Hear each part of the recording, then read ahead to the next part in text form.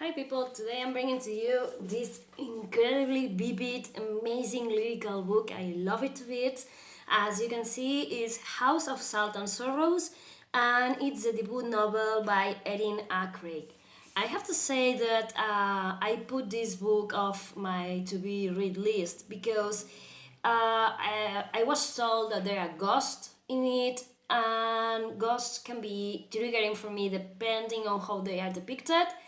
So, I heard everyone saying amazing things about this book, about how lyrical, how well writing it is, how amazing the story is. It's a retelling I think it's a Hans Christen tale, the one where people put on shoes and they cannot stop dancing. And yeah, I mean, it kept calling onto me, and I decided, okay, let's try reading this one. If I got too triggered or scared or whatever, I would just, close it off and be done with it.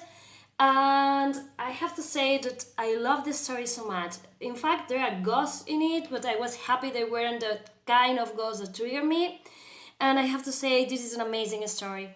What is this about? We are going to find an amazing gold building into this one. We are going to have these people who live in a house. I'm not going to explain much. I'm going to leave it very vague because I only knew what the summary here says.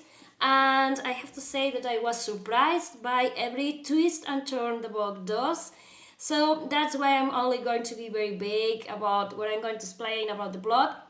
But let's say that there is these 12 sisters originally that live in a house called Highmoor, and it's they're called the people of the salt. They have lots of legends and lore and story about their relationship with the sea and why they live in that house, and there's going to be an amazing world building about that.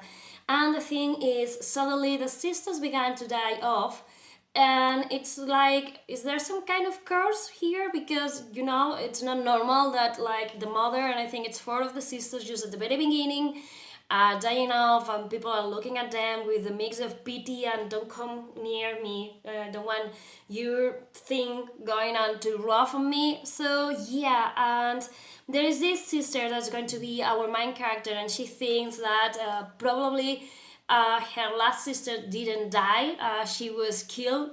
So she is going to begin investigating, and there is lots of things going on. We have this kind of whodunit thing about who is killing off the sisters. Is really someone killing off the sisters, or is there some kind of curse, or what the hell is going on? And also we are going to find a lot of fantastical elements like gods, and the thing about the fairy slippers and the balls and the dancing and everything. And I have to say, it's amazing. What I love most about this book, well, lots of things, but what are the things that I love most is that while I was reading, it was like I was inside the book. I don't know why. Sometimes when you read a book, it's easier for your mind just to picture everything and put yourself right in between the pages. And with this book, it was amazing because it's so vivid. It's so lyrical that I could see myself in that world, and everything just keep picturing in my head like it was seeing a movie or whatever. So for me, it was amazing.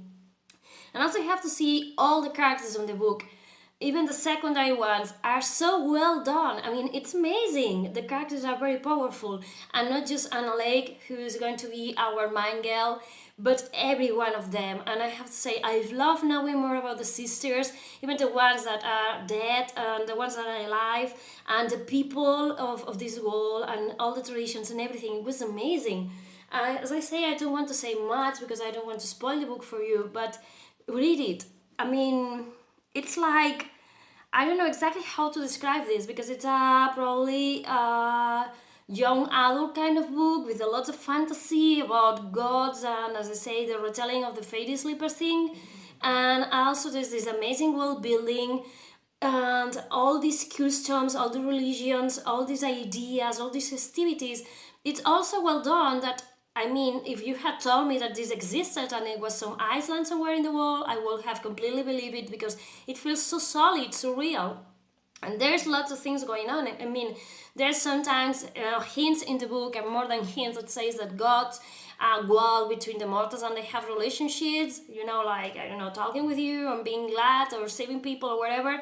And it makes you you have to go through this suspension of disbelief. For me, it wasn't very easy. I mean, it was like, okay, it was like this moment, like, oh, and then I just believe it, because it's like, as I say, it's very vivid and it's very solid in everything it explains. And as I say, the world building is amazing. So wow. And as I say, the way of narrating the book is amazing. And I have to say that this edition, it's so beautiful. At the beginning of every chapter, we have this octopus. We are going to read and know more about what this animal means. And I have to say, the cover is of course amazing. And yeah, I mean, I cannot believe that this one is a first book. I mean, I cannot wait to read more of Erin Craig's book, because she created something so marvelous, so mystical, so powerful in this book. Yeah, I don't know what more to say about this book, because I don't want to spoil it for you. But just make yourself a favor and grab it and read it, because it's so lyrical, it's so powerful. You get lost inside the pages. I just read it. It's like 400 pages long, and I read it in one day. I just couldn't put it down. It's beautiful, it's gorgeous, and it calls you to go back to it. I mean, it's like this book pulls a spell on you, and you have to keep on reading. I mean, whoa, it's amazing. The chapters are so well narrated, so fleshed out, everything, not just the characters, but the world. I mean, I can keep on gushing how good it was, but you really pick it up and you won't regret it. It's amazing. Thank you for watching. Bye.